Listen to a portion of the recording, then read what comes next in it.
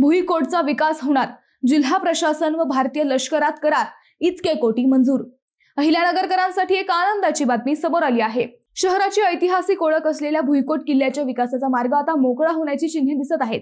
जिल्हा प्रशासन आणि भारतीय लष्कर यांच्यात सामंजस्य करार होणार असून किल्ल्याच्या सुशोभीकरणासाठी तब्बल 25 कोटी रुपयांचा निधी मंजूर करण्यात आलाय। हा किल्ला भारतीय लष्कराच्या ताब्यात असल्याने येथे कोणतीही विकास कामे करण्यासाठी लष्कराची परवानगी आवश्यक असते। याच कारणामुळे गेल्या वर्षभरापासून विकास कामे रखडली होती। केंद्र सरकारच्या स्वदेश दर्शन 2.0 योजनेअंतर्गत महाराष्ट्रातून एकमेव भुईकोट किल्ल्याची निवड करण्यात आली होती।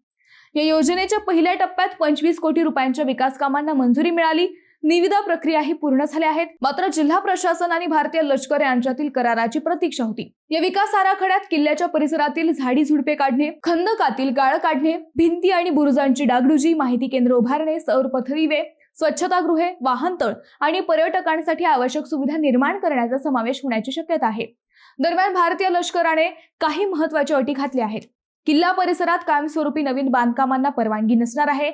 एकंदरीतच अनेक वर्षांपासून विकासाच्या प्रतीक्षेत असलेल्या भुईकोट किल्ल्याचा ऐतिहासिक वारसा जपला जाईल आणि पर्यटनालाही मोठी चालना मिळेल हे नक्की।